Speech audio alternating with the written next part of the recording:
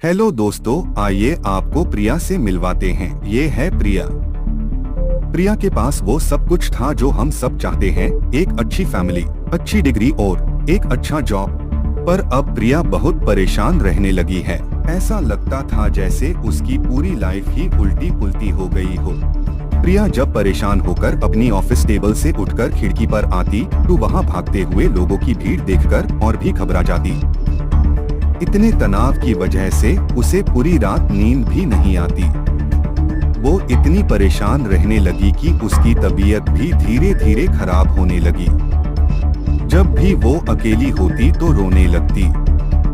उसकी लाइफ पूरी तरह रुक गई थी, जैसे किसी ने ताला ही लगा दिया हो।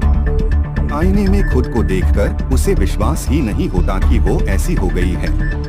पर ये सिर्फ प्रिया की स्टोरी नहीं है। हमारे आसपास ना जाने कितने लोग हैं जो ऐसा फील करते हैं। अब देखिए प्रिया की लाइफ कैसे एक नया मोड़ लेती है। देखिए कैसे वो इस सब से आजाद हो जाती है।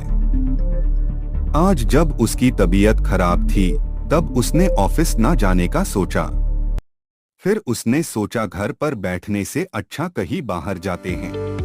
बाहर उसे एक बड़ा सुंदर गार्डन दिखा तो वो उसमें चली गई।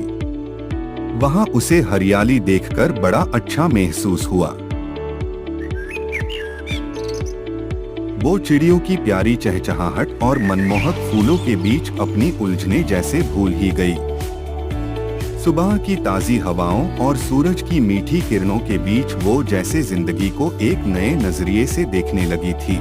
मनमोहक तितलियों के साथ खेलते हुए उसे एहसास हुआ कि अब तक जो लाइफ वो जी रही थी, वो तो बस पूरी जिंदगी का एक छोटा सा हिस्सा ही थी।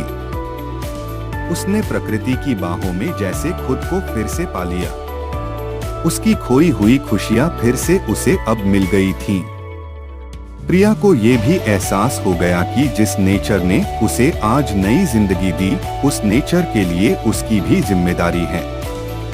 उसने ये तय किया कि वो इस जिम्मेदारी का ख्याल रखते हुए सभी काम करेगी। धन्यवाद।